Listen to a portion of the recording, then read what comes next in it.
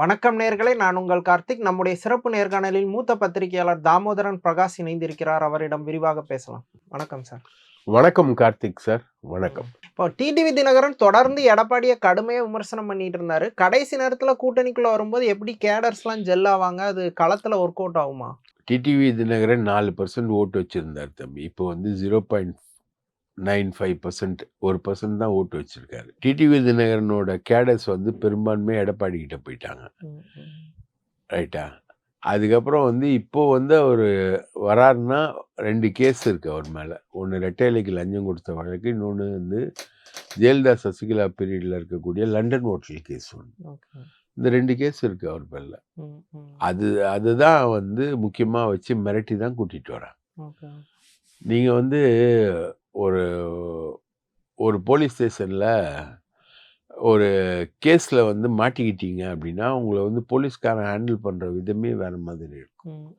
நீங்க வந்து நேர்மையாளனா நல்லவனா ஒரு புரட்சிக்காரனா இருந்தா அதுக்கான ஹேண்ட்லிங்ன்றது வேற மாதிரி. இல்ல, டிடிவி இன்னுமே வந்து பிஜேபிக்கு பயந்து தான் நடக்கிறாரா? அவர் செல்ஃபா அவரால் டிசிஷன் எடுக்க முடியாத சூழல்ல இருக்கிறாரா? ஆமா, அவர் வந்து பயந்து நடக்கிறதுக்கு ஒரே ஒரு உதாரணம் வந்து அண்ணாமலைக்கு அவருக்கு இருக்கிற ஃப்ரெண்ட்ஷிப்பு. அந்த லண்டன் ஹோட்டல்ன்றது வந்து 91-96 ஜெயலலிதா பீரியட்ல ஒரு பெரிய கேஸ் தம்பி.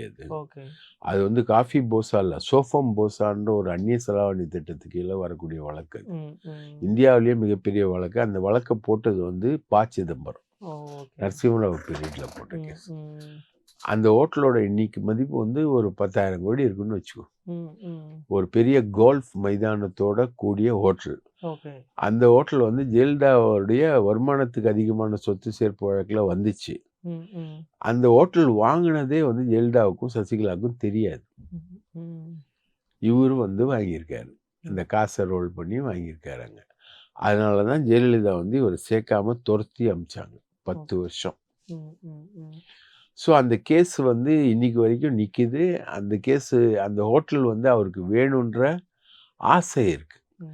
அந்த ஹோட்டலுக்காக அரசியல் கட்சி நடத்துகிறவர் தான் டிடிவி தினகரன். ஓகே, அப்போ டிடிவியோட குடுமி வந்து பிஜேபிட்ட தான் இருக்குன்னு புரிஞ்சுக்கலாம். கண்டிப்பாக புரிஞ்சுக்கலாம். அப்படிதான் இருக்கு. அதை தாண்டி ஒன்றுமே கிடையாது. ஓபிஎஸ் எதுவும் டிஎம்கே பக்கம் கொண்டு வரதுக்கு டிஎம்கேக்கு எதுவும் இன்ட்ரெஸ்ட் இருக்குதா? இல்லை அவங்க என்ன மாதிரி பார்க்குறாங்க? ஓபிஎஸ் கொண்டு வர்றதுக்கு டிஎம்கே பக்கம் அவர் போய் நிறைய தடவை பேசியிருக்காரு. ஓபிஎஸ் பையன் மேலே 47 கேஸ் இருக்குது.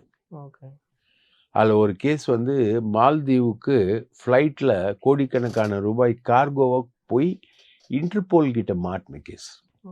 ஒரு கேஸ் 47 கேஸ் இருக்கு ரவீந்திரநாத் மேலே. இந்த வாரிசுகள் இருக்காங்களே, இந்த தலைவர்களோட வாரிசுகள், அது எடப்பாடி வாரிசாக இருக்கட்டும், ஓபிஎஸோட வாரிசாக இருக்கட்டும், அவனும் வந்து யோகியனே கிடையாது. புரியுதுங்களா? இவனுக்கு மேலெல்லாம் இருக்கக்கூடிய குற்றச்சாட்டுகள் வந்து அபரிமிதமான குற்றச்சாட்டு. போதைப் பொருள், பெண்கள் விஷயம், அதுக்கப்புறம் இந்த மாதிரி பணம் டிரான்சாக்ஷனு, பிஸ்னஸ். இப்போ எடப்பாடி பையன் மேலே இருந்த ஒரு கேஸ் தான் விமான கம்பெனி அவரை ஆரம்பித்து அவர் மாட்டின வழக்கு. அந்த விமானம் வந்து ஒரிசாவில் அப்படியே இருக்குது, இவங்க வாங்கின விமானம். அந்த அளவுக்கு எவிடன்ஸோட பிடிச்சிட்டாங்க. அதில் தான் வந்து இந்த அபினேஷ்னு சொல்கிறோம் இல்லையா, பாஷ்யம் பில்டர்ஸ், அவன் தான் கூட்டிகிட்டு போகிறான் எடப்பாடியை அமித்ஷா கிட்ட. இப்போ அந்த வழக்குலேருந்து இது பண்ணோம். அமித்ஷா வந்து உங்களுக்கு ப்ராக்டிக்கலாக பார்த்தீங்கன்னா, அமித்ஷா வந்து ஆட்சியில் இருந்த வரைக்கும் இவங்ககிட்ட கட்டிங் வாங்கிட்டு இருந்தாள்.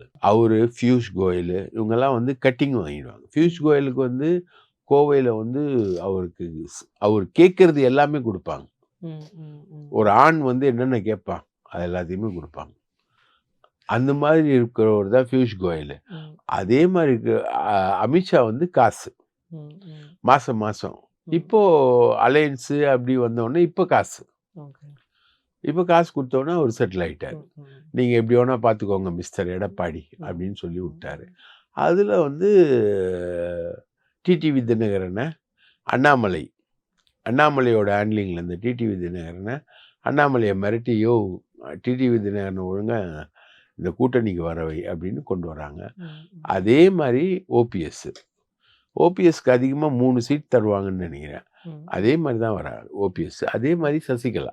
விஜயாவும் எதுவும் புஷ் பண்ணி வர வைக்கிற எய்ம்ல இருக்காங்களா? இல்ல விஜய அப்படியே ஒழிச்சு விடுறது தான் அவங்க பிளானா இருக்கா? ஒரு எஃபர்ட் போடுறாங்க, வந்தா மலை போனா போட்டுங்கிற போனா போட்டோம் அப்படின்ற மாதிரி. கரூர் விஷயத்துல வந்து எல்லாரை விட எடப்பாடி தான் முந்திட்டு போய் விஜய்க்கு சப்போர்ட் பண்ணாரு. சட்டமன்றத்திலே விஜய் மேல தப்பு இல்ல அப்படிங்கிற அளவுக்கு ஆர்கியூ பண்ணாரு. இப்போ வந்து சிபிஐ வந்து விஜய் மேல அக்யூஸ் பண்ணா அது வந்து எடப்பாடிக்கு செட்பேக் தானே பார்க்கணும். ஆமா, எடப்பாடி அதை பத்திலாம் கவலைப்படவே மாட்டார்.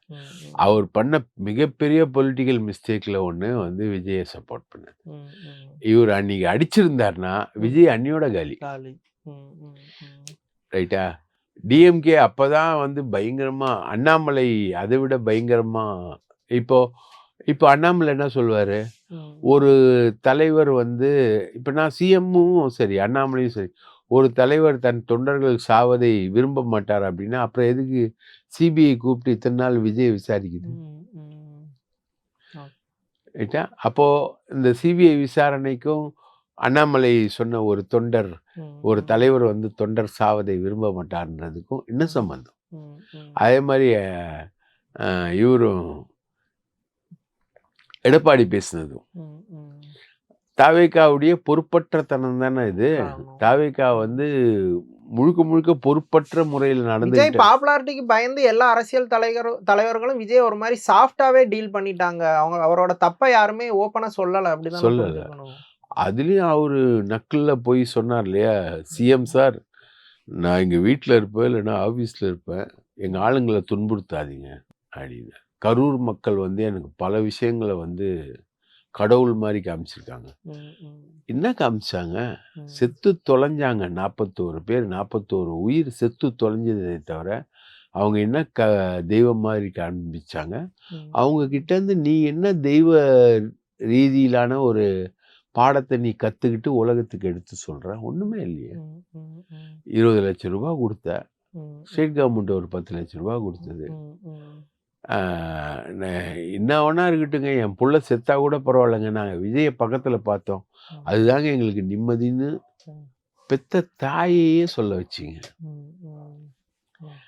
கேவலம். சார், இப்ப சமீபத்துல அமித்ஷா வந்திருக்கும் போது அவர் இருக்கிற மேடையிலேயே நைனா நாகேந்திரன் என்ன பேசுறாருன்னா, கரூர் சம்பவத்துக்கு வந்து செந்தில் பாலாஜி தான் காரணம், பாட்டிலுக்கு 10 ரூபான்னு பேசினதுக்கு அப்புறம் தான் செருப்பை வீசினாங்கன்னு ஒரு கான்ஸ்பிரசி தியரியை கிரியேட் பண்ணாரு. இந்த விஷயத்துல செந்தில் பாலாஜியை கோத்து விட்டு டிஎம்கேவை டேமேஜ் பண்ற ஐடியா பிஜேபிக்கு இருக்கா? இருக்கு, இருக்கு. செந்தில் பாலாஜிக்கு சம்மன் எதுவும் வர வாய்ப்பு இருக்கா?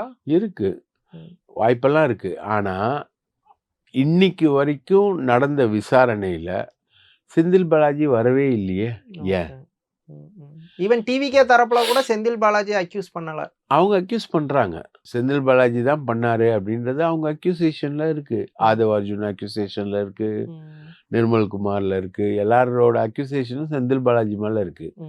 ப்ரூஃப், ப்ராப்பரான ப்ரூஃப். இப்போ நான் வந்து கொலை பண்ணிட்டேன்னு நீங்க சொல்றீங்க, கொலையான அன்னைக்கு வந்து நான் வந்து ஒரு முழுக்க முழுக்க எனக்கு கல்யாணம் கோயம்புத்தூர்ல, நான் என் கல்யாணத்துல என் பொண்டாட்டிக்கு தாலி கட்டிக்கிட்டு இருக்கேன், கொலை நடக்கிற இடம் சென்னை அப்படின்னும் போது அந்த கொலை பழி என் மேல விழுமா? அது மாதிரி செந்தில் பாலாஜி இல்லைன்றதுக்கான சாலிட் ப்ரூஃப் அங்க இருக்கு. செந்தில் பாலாஜி ஆட்கள் அதை பண்ணலன்றதுக்கான சாலிட் ப்ரூஃப் அங்கே இருக்கு. அதுக்கான வீடியோஸ் இருக்கு. ஒவ்வொரு ஸ்டேஜ்லேயும் வீடியோ எடுத்திருக்காங்க, ஒவ்வொரு ஸ்டேஜ் வீடியோவும் எடுத்திருக்காங்க. இவங்க சிபிஐ எடுத்திருக்கு, எப்படிலாம் செத்தாங்க. இவங்க செத்துக்கிட்டே இருக்கும்போது தானே ஒரு பாட்டு பாடுறாரு, பாட்டிலுக்கு 10 ரூபா, பாட்டிலுக்கு 10 ரூபான்னு பாட்டு பாடுறாருல. செத்துக்கிட்டு இருக்கும் போதே நடக்குது. தமிழ்நாடு போலீஸையும் விசாரணைக்கு கூப்பிட்டுருக்காங்க, விஜய் தரப்பையும் விசாரணைக்கு கூப்பிட்டுருக்காங்க. இப்போ 2 பேர் ஸ்டேட்மெண்ட்ஸும் கான்ட்ரடிக்ட். ஆனா சிபிஐ என்ன ஆங்கிள் அவங்க டிசிஷன் இருக்கும்? அது வந்து fact and figure of the case. அவங்க போலீஸுங்க, அவங்க கிட்ட facts and figure of the case இருக்கும். 2 பேர் வெர்ஷனையும் கேட்குறாங்க, அவ்வளோதான். ஓகே. இப்போ அப்போ தமிழ்நாடு கவர்மெண்ட் மேலேயும் அக்யூஸ் பண்ணி இல்லை அவங்களும் குற்றம் சாட்டதுக்கான வாய்ப்புகள் இருக்கு. இருக்கு. ஜோஸ் தங்கையா வந்து லா அண்ட் ஆர்டர்ல சம்மந்தமே இல்லாத ஆள், ரைட்டுங்களா? அவர் வந்து டேவிட்சன் தேவாசீர்வாதம் தான் எஸ்பியா போடுறாருங்க. அவருக்கும் லா அண்ட் ஆர்டருக்கும் சம்மந்தமே கிடையாது. பெரம்பலூர்ல ஒரு அம்மா இருந்தது, அனிதான்னு நினைக்கிறேன், எஸ்பி. விஜய் வர்றது லேட் ஆகுது, கூட்டம் பயங்கரமா கட்டி ஏறுது. அந்த அம்மா சொல்லிட்டாங்க பெரம்பலூர்ல, நீங்க பிரச்சாரம் பண்ணக்கூடாதுன்ட்டாங்க. ஸ்டாப் பண்ணிட்டாங்க. அங்கேயே ஹோல்ட் பண்ணிட்டாங்க. ஹோல்ட் பண்ணிட்டாங்க. நீ போடான்ட்டாங்க. ஸ்ட்ராங்கா டிசிஷன் எடுத்துட்டாங்க. அந்த டெசிஷன் ஏன் ஜோஸ் தங்கையாவால் எடுக்க முடியலன்னா, ஜோஸ் தங்கையாவுக்கு லா அண்ட் ஆர்டரே தெரியாது. இன்எக்ஸ்பீரியன்ஸ். ரியல் எஸ்டேட் பண்றீங்களா, அதுக்கு ஜாலியா வருவார். கட்ட பஞ்சாயத்து பண்றீங்களா, அதுக்கு ஜாலியா வருவார். ரைட்டுங்களா? அதெல்லாம் ஜாலியா பண்ணுவார். அது இங்கே டேவிட்சன் தேவ ஆசீர்வாதம் என்ன சொல்ற, 2 பேரும் ரிலேட்டிவ். சாத்தாங்குளத்தில் 2 பேரும் பக்கத்து வீடு. அவர் டேவிட்சன் என்ன சொல்றாரோ அதை கேட்பாரு. லா அண்ட் ஆர்டர் சென்ஸே கிடையாது. ரைட்டா? நிர்மல்குமார் ஜோஷி ஐஜி அவர் போயிருக்காரு விசாரணைக்கு. அவர் ஏற்கனவே சிபிஐ கேஸ் ஃபேஸ் பண்ணவர். குட்கா ஜாயின்ட் கமிஷனர் நார்த்தாக இருக்கும்போது குட்கா வழக்கை ஃபேஸ் பண்ணவர். அவருக்கும் தெரியாது. அவருக்கு இது 2வது சிபிஐ கேஸ். அதுலேயும் தண்டிக்கப்பட்டார். குட்கா வழக்கிலையும் தண்டிக்கப்பட்டார். நிர்வாக ரீதியாக நடவடிக்கை எடுன உடனே சங்கர்ஜிவால் எடுக்கலை, விட்டார் அவரை. ஆனால் இப்போ மாற்றாரு. ரைட்டுங்களா? ஸோ இந்த ஜோஸ் தங்கையாவும் டேவிட்சனும் இவங்களுடைய ஏற்பாடுகள் இருக்கு இல்லையா, அதை தாண்டி வந்து அங்கே இருக்கக்கூடிய லோக்கல் போலீஸ்காரங்க வந்து முயற்சி பண்ணியிருக்காங்க, சொல்லியிருக்காங்க, வண்டியை நிறுத்த சொல்லியிருக்காங்க, இங்கேருந்து பேசுங்கன்னு சொல்லியிருக்காங்க. அதை மீறி போயிருக்காரு. இன்றைக்கி விஜய் என்ன சொல்கிறாரு, போலீஸ் சொன்ன இன்ஸ்ட்ரக்ஷனை தான் நான் கேட்டேன், போலீஸ் சொன்னபடி தான் நான் போனேன் அப்படின்னு அவர் சொல்லிக்கிட்டு இருக்காரு. போலீஸ் என்ன சொல்லிச்சு, அதில் என்ன இவர் கான்ட்ரடிக்ட் பண்ணாரு, எப்படி அது நடந்தது, போலீஸோட ஆர்டரை எது மீறினாரு அப்படிங்கிறத வந்து சிபிஐ ஃபைன் பண்ண வேண்டிய அவசியம். ஃபைன் பண்ணும். 12:30 மணிக்கு வருவாரு அப்படின்னு யார் அனௌன்ஸ் பண்ண சொன்னது? சமூக வலைதளத்தில் புசியானந்தை யார் அனௌன்ஸ் பண்ண சொன்னது? அதே மாதிரி அங்கே வந்து லோக்கல் விளம்பரங்களில் 12:30 மணிக்கு வருவார், கரூரில் பேசுவார்னு யார் சொன்னது?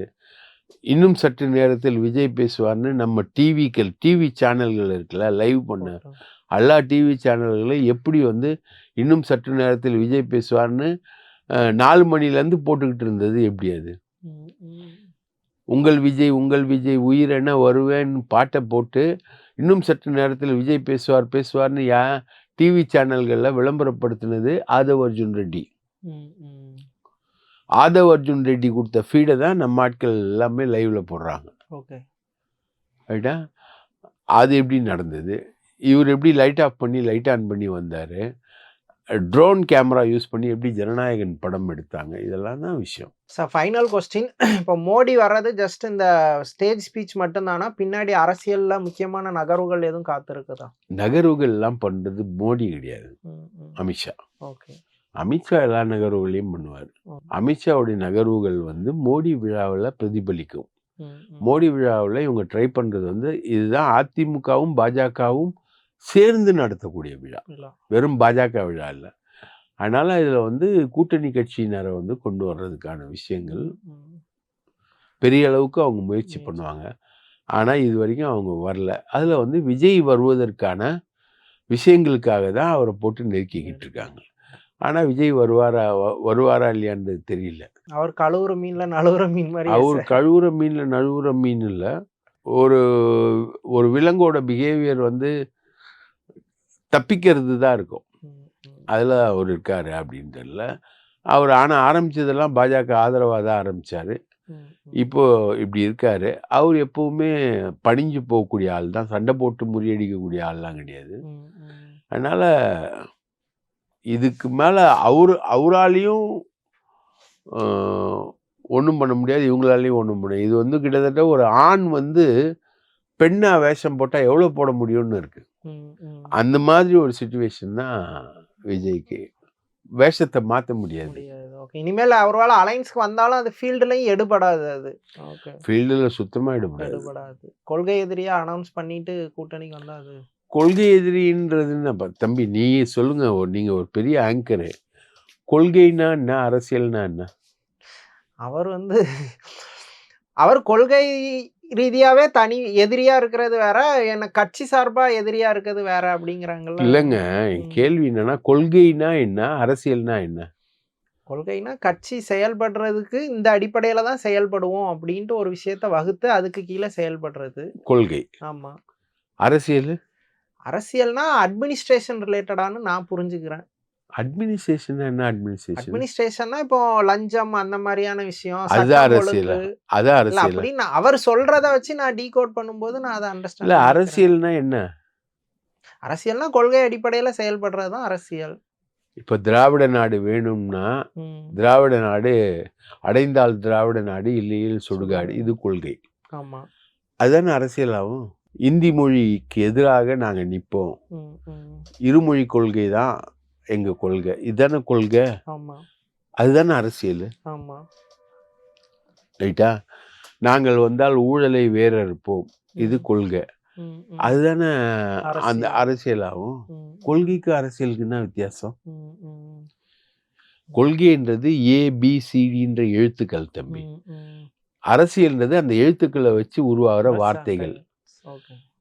ABCDன்ற ஆல்பபெட்ஸ் இல்லைன்னா கொள்கை கிடையாது. ம், ம்.